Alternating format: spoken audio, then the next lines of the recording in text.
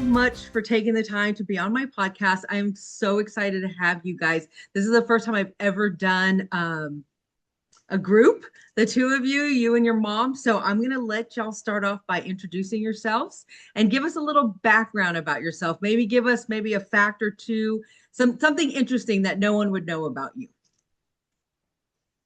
Okay, so I'm Shannon. Thank you for having me, Marissa.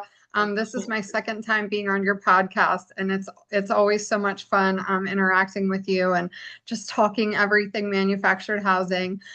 So Shannon McCall-Erb, I am about 17 years in the manufactured housing business, and I am third generation in the industry behind my father, my mom, and my grandpa.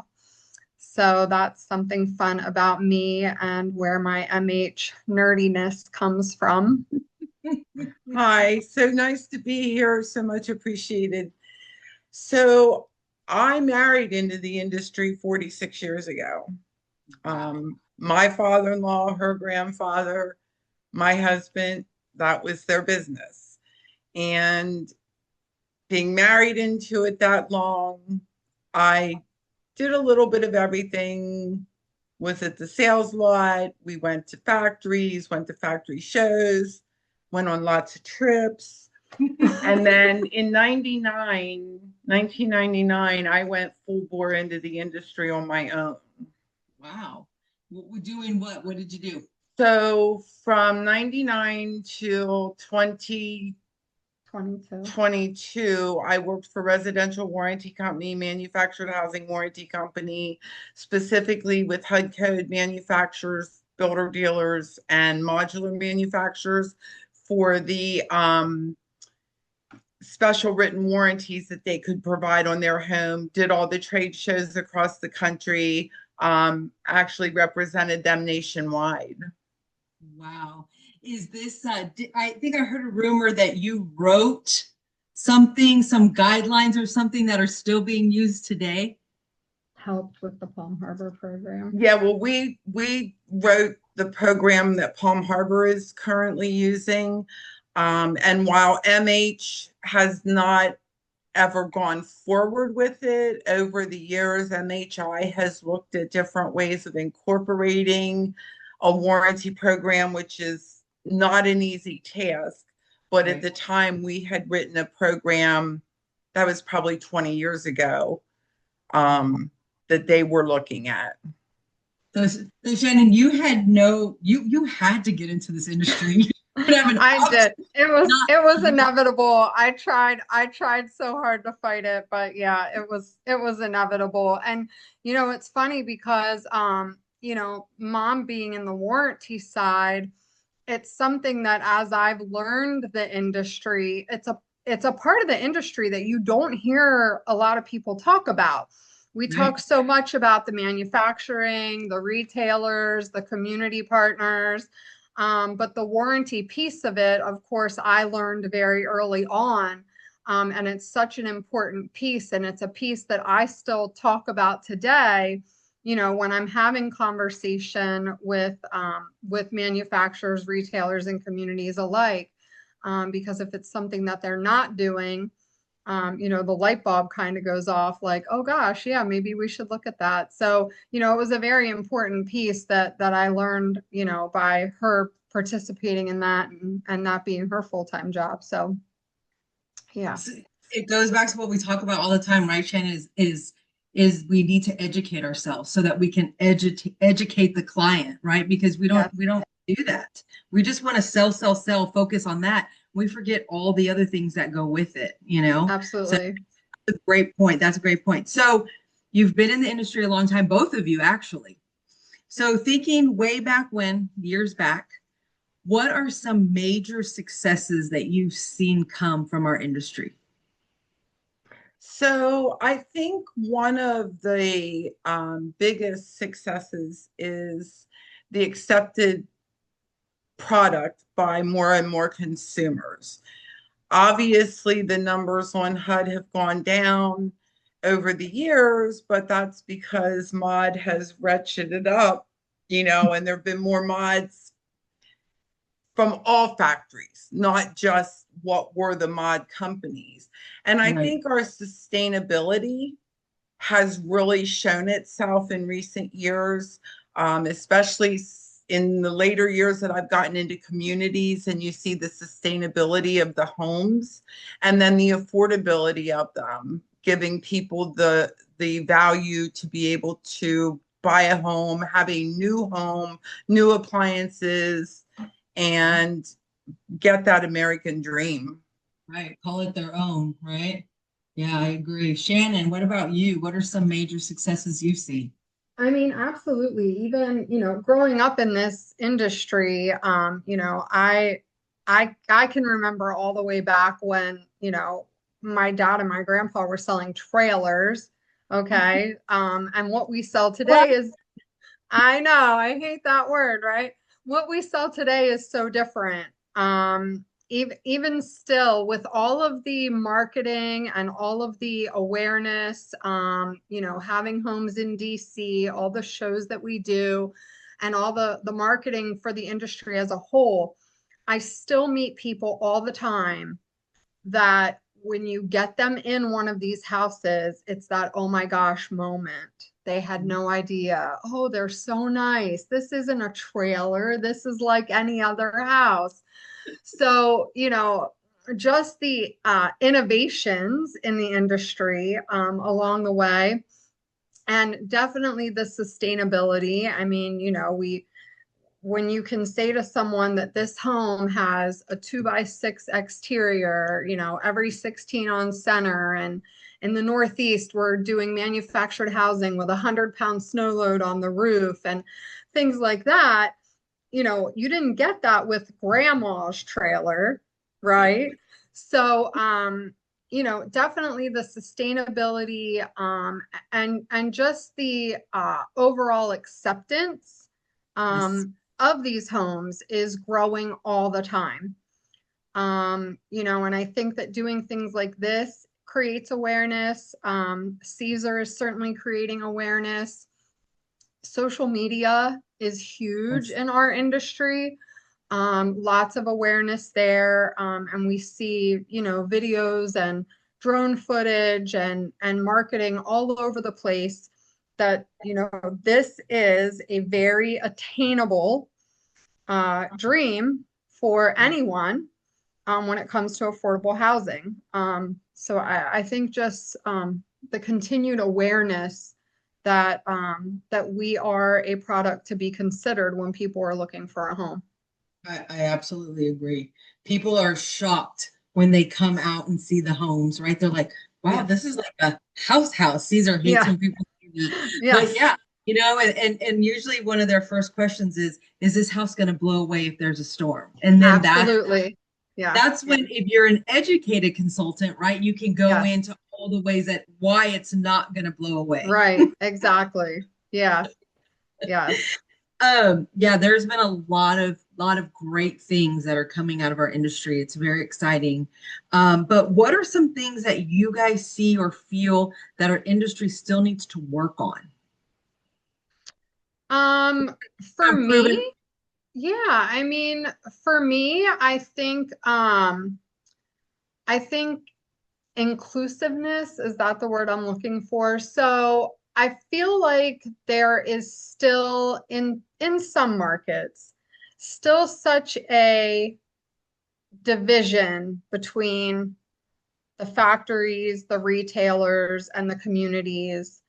And I think that while there's all these associations and events, and MHI does such a great job at trying to bring everybody together through their events, I think that as an industry, we still have a lot of work to do when it comes to recognizing the importance of working together, coming together, for things like marketing, training, education.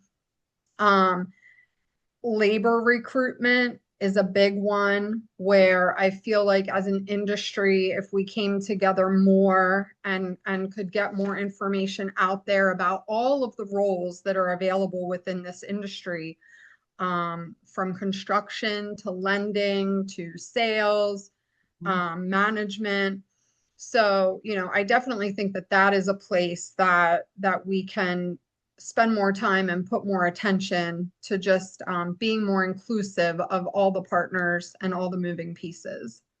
I agree with you because we saw it in our at our live event that you attended, right? We saw that, you know, there was a mixture of a little bit of everybody coming together, and it wasn't a top secret kind of event, right? Like people are like, oh, don't tell them our secrets, but there are no secrets. I mean, listening to everybody talk at that event, we're all doing the same thing, right? We're all trying to provide homes for families, right? We're trying to help every family we can. And so, you know, I learned a lot at that event because it was nice to see, you know, sales consultants talking to people that were in finance, right? And I know that you made a lot of connections while you were there with the different women and men that were there. And so I really think that we need more events like that are kind of like intimate events like that with a little mixture of everybody to share all, because again, they're not secrets. Right? They're not secrets. We're all doing the same thing,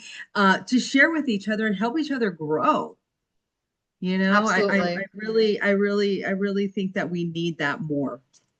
So I know that both of you have been in the industry a long time. And for those that didn't know, this is Shannon's mom. I don't even know if we ever said that at the beginning. I mean, it's kind of obvious. A little bit. But you know, for the people that just listen to it and don't get to see, right? This is a duo right here. They are a dynamic duo. And talk to us about somebody who's just getting started in their career, right? Or looking to change into a different career after being in one career for 10, 15 years. Now they're like, you know what? What's this manufactured housing industry all about? What is some advice or, you know, what's a path you would tell them to go down to come into our industry so that they can be successful? Oh, one of the things that has to come out of any of those conversations is all the roads in the industry. You've got sales, you've got community, you've got manufacturing, and you've got an aging workforce. You've got setup crews, you've got crane operators, you've got drivers delivering the homes. So I think one of the biggest messages that needs to be out there is that there are so many avenues in this industry. You might see this industry and only recognize one way to do a job or one job that's for you.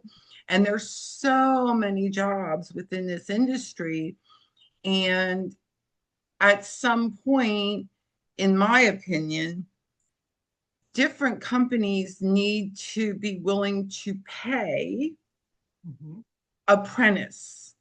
You need to give them a living wage and pay them and teach them, because you don't become a crane operator in 6 weeks.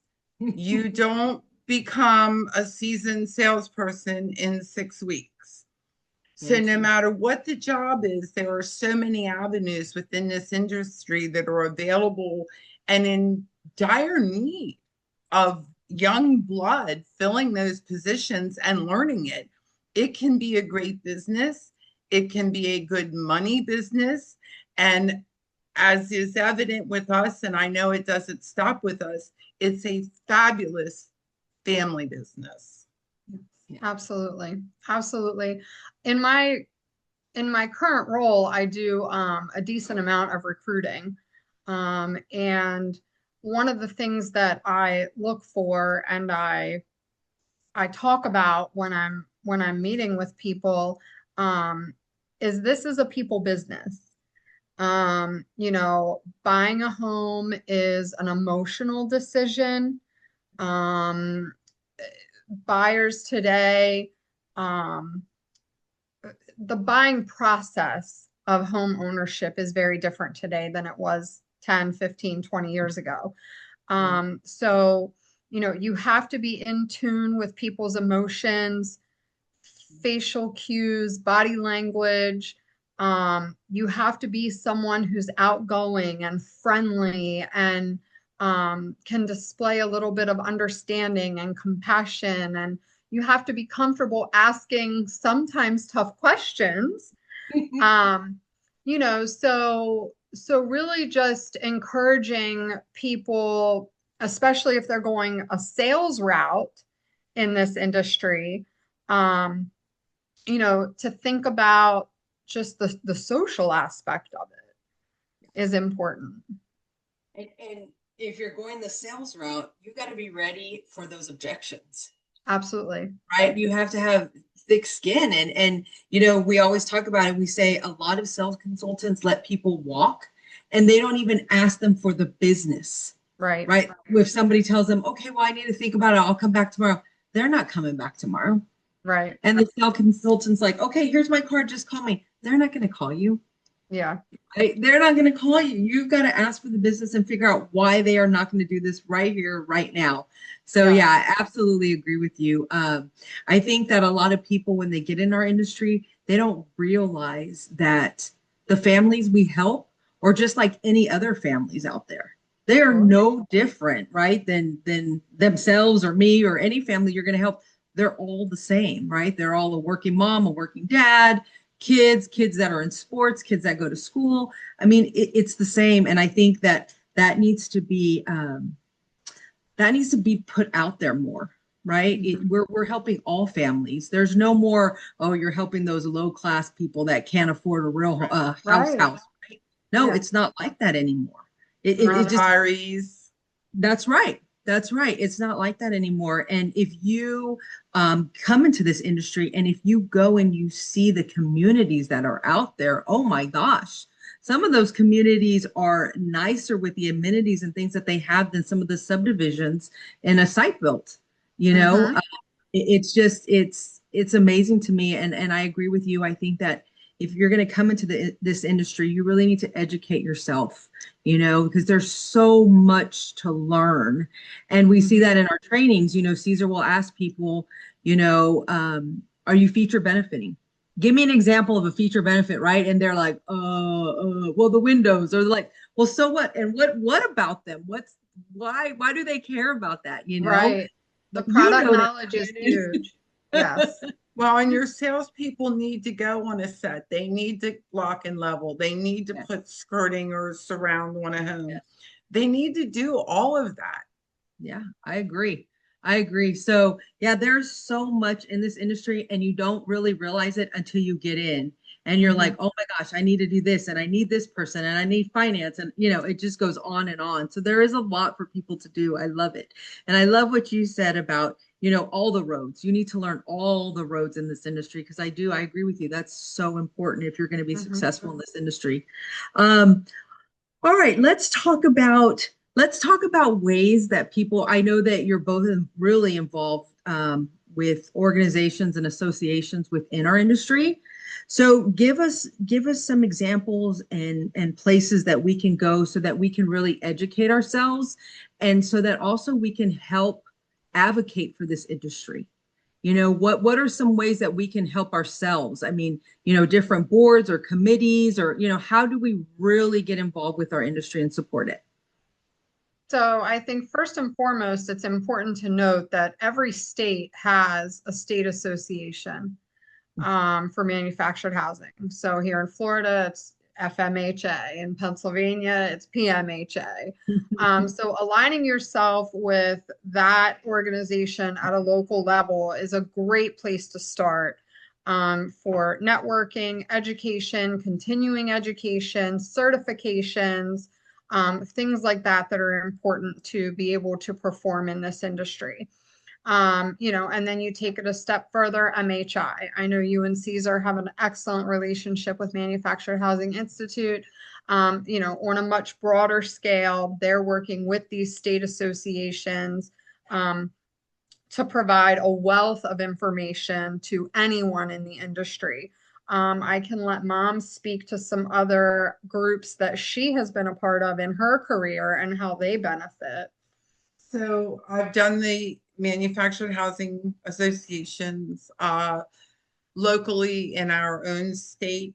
I don't serve on a board, but I serve on committees. They have all kinds of committees. Some of them are event committees or finance committees or marketing committees. I did serve for 10 years on the board for the Delaware State Association for Manufactured Housing. One thing we do at our business is we also belong to the Builders Association because we are in fact builders. Yes. We also need tradespeople that work within the building industry. So we also do that. Then if you know, I have a broader scope of manufactured housing as factory built housing, and I've done both sides. And we do in our retail as well, mod and manufactured. And on that side, if you are involved in more than one type of factory built housing, there are associations that specifically deal with those. There's Modular Home Builders Association, there's Building Systems Council, again, which is through the National Home Builders Association. So the International Builders Show. People in manufactured housing don't necessarily think that's a place they need to go, but it's the biggest single event in our country for builders, and we are builders. And I was fortunate enough with Building Systems Council to work very diligently with them. And they actually came around in 1987. And in 2022, I was only the second woman to be chair of their board of trustees. Oh, wow. So there are so many organizations out there that can provide whatever education and assistance, and employers need to allow their employees to attend those events. Some events are MHI, Congress. That has generally always been an owner's event, right? But state association events, meet and mingles, Louisville show, things like that. Those are all phenomenal events for anyone in the industry. And employers don't always afford the opportunity for their employees to witness that. And they're missing out on the education piece by not encouraging and planning that into their budget. Because at all of these events, education is offered. And surely there is something there that's going to benefit your team and let them bring something back that's going to improve the process at your business. Right. And you don't have to have any kind of qualifications, right, to be on these committees or boards. Do you just contact? I'm trying to get the information out for people that listen to this so that they can go and take the next steps. Because just like you said, I'm sure their employers are not educating them or pushing them to do this. So if we can put this information out there and we can educate people to go do this, I think that would be fabulous. Absolutely. And it is, a lot of it is daytime, so it does involve employers' permission to do that. Some things are in the evening, but most of the states all have an annual meeting. And you might say, oh yeah, well ours does, but they have a golf outing. What better way to meet people and make contacts and network with factories, with subcontractors, with lenders? So even though it may not sound like an educational event, you can make any event educational if you're dedicated to your craft. I believe that. Oh, I love that. Absolutely. 100%. Shannon, were you going to add something to that? No, I mean, she's 100% right. You know, it's in this business, and this goes for, I mean, I think this goes for a lot of things in sales. So often people assume that if you are in sales, it's all handshakes and cups of coffee and martinis at the end of the day. And, you know, do we do those things at times? Yes, but it's more about taking advantage of the opportunity to grow your network and expand your knowledge and learn your craft. Yeah. we've been working with our teams, and one of the things that we've been really pushing on was ABC, right? A lot of people say, oh, that stands for always be closing. And we're like, yeah, we've changed it just a little bit. It stands for always be connecting, right? Yes. Always have those connections, whether it's within the industry, whether it's with your clients that come through the door, whether it's your team, you know, whatever, always be connecting. And so that's what we've changed it to, and that's what we're going to start pushing it to. But it's That's funny great. because when we say it to sales teams, they're like, we know, always be closing. We're like, no, that's not the right answer. Yeah. So we've been going back to that a lot. Always be connecting with people. And I think what you're saying, it's the same thing. You know, at all these events, yes, there's fun going on and social hour and stuff, but you never know who you're going to meet and how they're going to change your business. Absolutely. And I know for us personally, that's happened for us a lot. And we've been very blessed where we've gone out. I mean, that's how we met Shannon, That's right? right. You met your mom that same way, right? I mean, it's Yeah. amazing to look at the things that we've been able to do together, right? And not only that, we've built a close friendship. You know, Absolutely. I feel that I can text you and ask you questions that other people will be like, shouldn't she know the answer to that, right? And Shannon will text me back, okay, here you go, or go find her, you know. But that's the kind of connection, and that's what we need to build in this industry, because I don't feel like we have it. Lots of industries do have that, and I feel like you know, I've been bringing a lot of women together, and I think that's very powerful for industry, because I think it is the good old boy club a lot of times. And that's okay. That's what it is. But this group is going to change that, because That's right. we're all so loud and we want to be seen and heard. So I'm really excited about that. You know, bringing women, talking about their successes, because I don't think we celebrate that enough in our industry. Right. And so, and Shannon and your mom, y'all are one of those powerhouses in our industry. You know, we appreciate everything that y'all do in our industry and all this great information that you're bringing us. So let me ask y'all this question. Our industry has changed a lot, right? A lot of great things are coming from our industry. Where do y'all see our industry going in the next 10 to 15 years? Well, I'll let you take Well, that's loaded, isn't it? Or the next 5 years. I certainly hope that we can gain more market share. I am always hopeful that the association, starting with MHI down, can enhance the product. The National Mall has been wonderful with the exposure we've had there. That has just been over the top. Scott Turner, director of HUD, anyone who ever has the opportunity to hear him, he is certainly a strong advocate, as was Ben Carson, a strong advocate.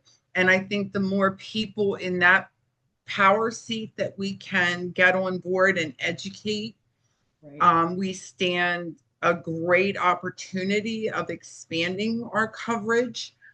I do personally think that we need to work and focus more on communities. I think that process needs to be more streamlined. I see that as a great way for people to get into home ownership. Not everybody wants a big building lot. Look at all the condos that are out there. There's so much condo living. So I do think if we were able to expand communities and building communities and making that an easier process, it would certainly really spread our footprint out. Yeah, that's definitely my vision for the future. You know, so many younger people, my children included, you know, the American dream of owning a home is much more difficult today than it was when I was starting out, and certainly when my parents were starting out. And then you have this whole group that isn't sure they even want that. They like to be more transient. They don't necessarily want to be so committed to a certain area of the country. They have very busy lives. They don't spend a lot of time at home, so they don't necessarily want the upkeep and the responsibility that comes with buying buying that half acre and building a house with, the 2-car garage and the whole bit. So I feel like community living, we see condo complexes, apartment complexes going up, and in a lot of places, these types of construction communities are incorporating the same amenities that you find in a lot of manufactured housing communities. So if that is the desired type of living that younger people are looking for right now, and it's more affordable, then I think that expanding the MH community market just makes sense for affordable housing. Right now, what we sometimes are up against is, despite how beautiful these homes are, and despite how well built they are, and despite being the #1 answer to the affordable housing problem in our country, many towns, states, municipalities are still very MH resistant. There's still a lot of bias and a lot of red tape when it comes to expanding MH communities or building new MH communities. So this is an area that I would love to see Department of HUD, MHI, working harder to break down those barriers and educate people at a state and local level, because I really feel like expanding the community market is going to be the answer to helping younger families and also fixed income seniors have nice affordable housing. I agree. What do you think? What can we do locally? Contact our local representatives, invite them to communities, give them tours of the housing. Absolutely. Yes. Yeah. Yes. Absolutely. Absolutely.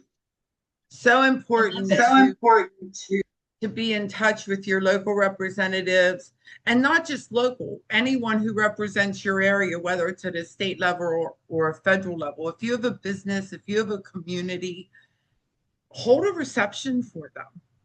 Again, through your associations, they all have political action funds to be on the Hill in each state and make sure that legislators understand the ramifications of laws that might be passed, whether it's a good thing or a bad thing, and they help do that. And those are things that you can do as well. You can load up a van and you can go to Washington, D.C., and you can meet with your state representatives. You don't have to wait till they come here. Call them. They'll let you do that. And even at a more local level, I often encourage manufacturers and retailers and community owners, if they feel like they're getting unfair pushback from their local code officials, their local inspection departments, host some sort of a mixer at your place of business and invite them to come and walk some homes and educate them on the homes and the processes that we go through. Because if they have a better understanding of the product, the affordability, the sustainability, that's a win in breaking down some of those barriers, even at a local level. Yeah, I agree with you. Absolutely. I think we have to continue advocating and educating, right? Not only ourselves, I think as an industry, we need to get better at that, educating ourselves about everything, but we need to start educating the people that can help make the difference, right? Wherever we're located. So yeah, I love it. I love it. That's some great information. Well, we're going to wrap things up here, but man, y'all both are a wealth of knowledge, and I thank y'all so much for your time. But before we leave, give us the last book you read or the last quote that motivated you or something that you live by. Share that with all of us. So the last book I read was Leanne Morgan, comic from Knoxville, Tennessee. I originally met her years ago at the West Virginia Manufactured Housing Association, where they brought her in for an after dinner entertainment. And her husband works in our industry and Okay. has forever. And she talks about him moving her into a trailer home with her babies back in the day. And she sold Tupperware and told jokes at Tupperware parties. She is a true success story, belief in herself. She's had a Netflix special. She just recently had a Netflix sitcom. So I strongly recommend anyone to read her book, watch her shows, understand her life's story, because she believed in herself, and that belief took her decades, but she made it. And the one thing, and Shannon will tell you, the thing I live by is everything happens for a reason. So no matter how devastating you feel at the moment, always reflect. It might be next week, it might be next year, it might be 10 years from now.